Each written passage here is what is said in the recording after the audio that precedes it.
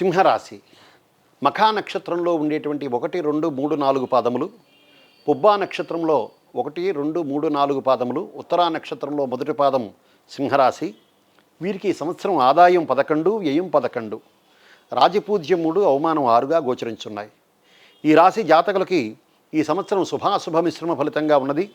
అష్టమ శని, అష్టమ రాహువు వల్ల మరియు జన్మకేతువు యొక్క ప్రభావం చేత అకారణంగా కొంచెం మాటలు పడడం, అలాగే రావలసినటువంటి బాకీలు రాకుండా ఉండడం, ఆదాయం రావడానికి అంతరాయాలు ఏర్పడుతూ ఉండటం, చిన్న చిన్న ఆరోగ్య సమస్యలు అవి ఏర్పడుతూ ఉంటాయి. కానీ వీరికి పుణ్యక్షేత్ర సందర్శనం, పెద్దవారిని సేవించడం జరుగుతుంది. ఈ సంవత్సరం ఈ రాశి జాతకులు ప్రతి విషయంలో కూడా ఆలోచించి తగిన నిర్ణయం తీసుకోవడం చాలా మంచిది. కానీ ఏకాదశంలో గురుడు ఉండటం వల్ల కొన్ని పరిస్థితులు వీరందరికీ కూడా అనుకూలిస్తూ ఉంటాయి. ఉద్యోగస్తులకు ఈ సంవత్సరం కొంతమేర మేలు కలిగిస్తూ ఉంటుంది.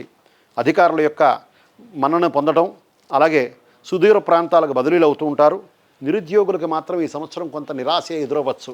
రాజకీయ నాయకులు కూడా ఈ సంవత్సరం అంతంత మాత్రమే.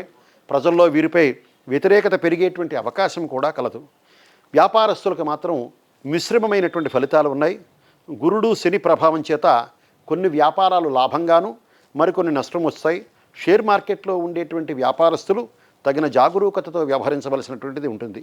విద్యార్థులకు జ్ఞాపక శక్తి తగ్గి చదువు యందు మనస్సు లగ్నం చేయలేరు. ఈ రాశి స్త్రీ పురుషాదులు ఆరోగ్య విషయంలో తగిన శ్రద్ధ వహించాలి.